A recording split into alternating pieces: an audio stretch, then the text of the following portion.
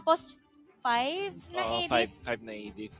Okay. Itong Xborg, hindi naman to, wag na kayo magulat. I think hindi naman to yung unang beses na may Xborg sa Ah. ISF. So, multiple times natin nakita. Typically, kapag mga tipong ang kalaban niya ay mga Novaria, ganon, na mage.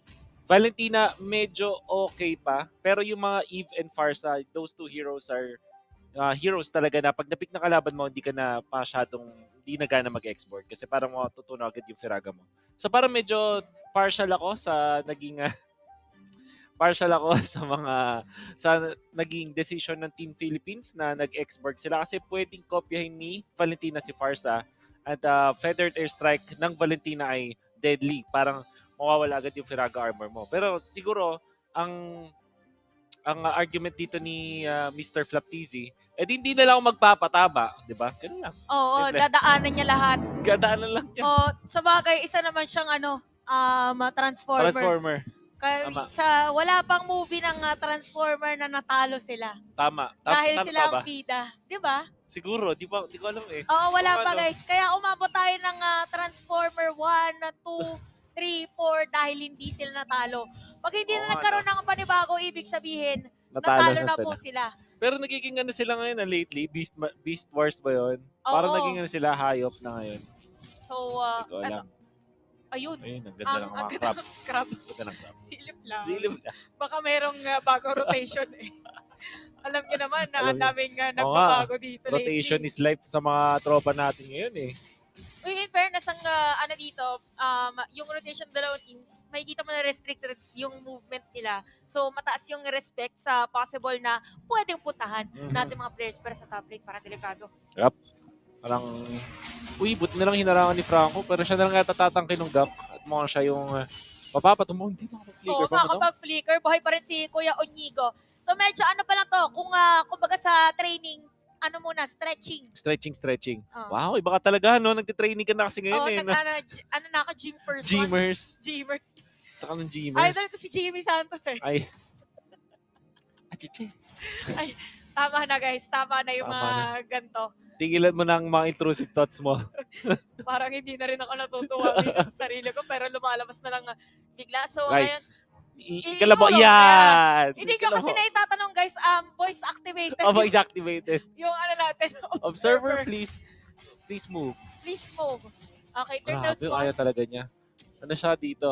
Indie films. Ay, Mga ganyan na mga indie films eh. Kakaibang mga angle. Oo, angle nila iba-iba. Ito na, angle 1. Saison, makikita sa camera 1. Tapos yung turtle na dun sa camera 2. Oo. Medyo, muna rin. Kalab mo konti, usog mo konti. Usog mo konti kung merong magko-contest bigla.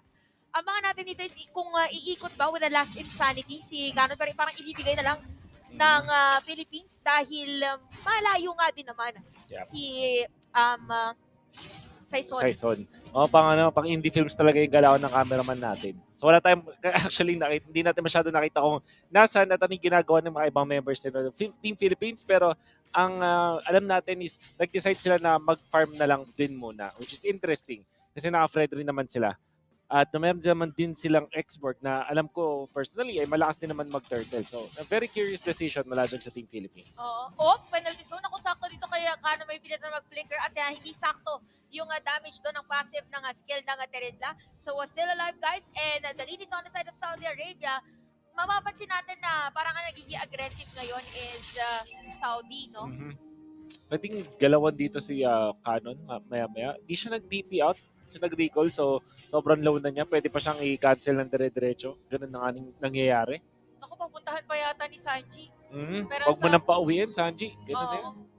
Ayun naka-ready na agad. Hindi din naman pwede basta-basta din umuwi na ngayon si Canon kasi meron na minion wave. Ito na ang ating mga Autobots sa may bottom lane. Si Tarzan ay i-reveal ang kanyang pwesto habang side naman ng Pilipinas may bilitan mag-wings by wings. There is gonna be a set of play dito against Tarzan. Yup, nahuli nga naman dito si Tarzan. Pero mangkunan niya bilang back siya. Itigago pa niya dito yung Farsa gets out. Pero si Saison yun na-isolate at mapapatay.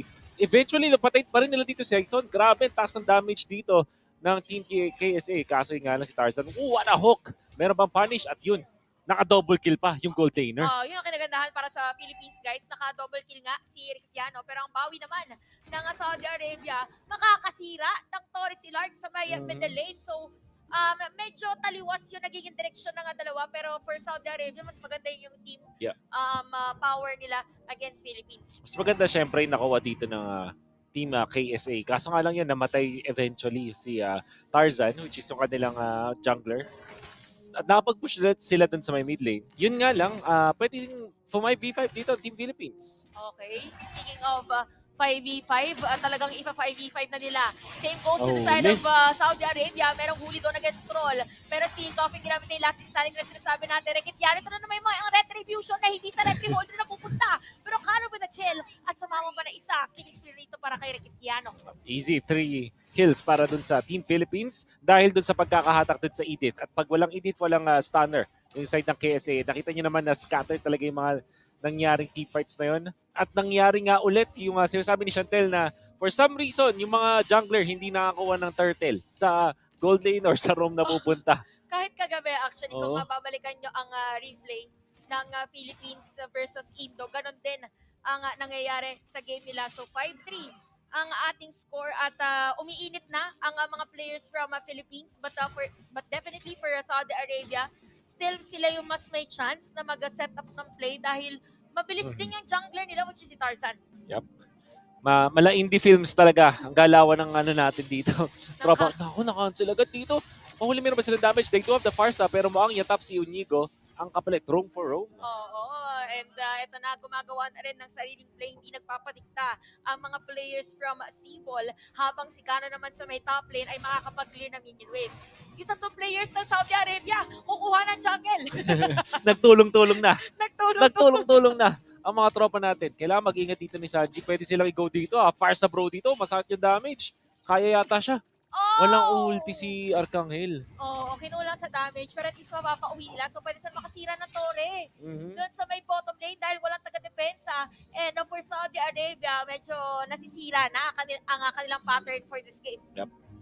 Can be defense dun sa may top kasi may immortality naman dito si Canon. Hindi siya worth it na i-dive. While yung sa bottom lane naman, surely makakapag-push dito yung Team Philippines. So magandang macro mula sa side of Philippines. Yun nga lang nabasagan pa rin sila ng mid lane na Torre. So hindi ganun kaganda yon. Same time though, nakakuha sila push doon sa my bottom at mukhang free turtle for their side. Oo nga, ang bilis ng naging rotation doon at hindi na makakaabot ba ang mga tropa from... Nako po! Oh my God! Oh my God talaga! Oo, nakita ni Tarzan bigla si Jade. Oo, iba talaga. Nagtingting ang mga mata. Nagtingning ang mga mata ni Tarzan. Sabi niya, oh, Jane. You'll be in my heart. Oh May my nakanta God. doon. Oo, hindi ko naabutan yung kanta. Hindi. Sikat yun eh. Oo, hindi, tama-tama. Yun yung, Pinapanood natin yun.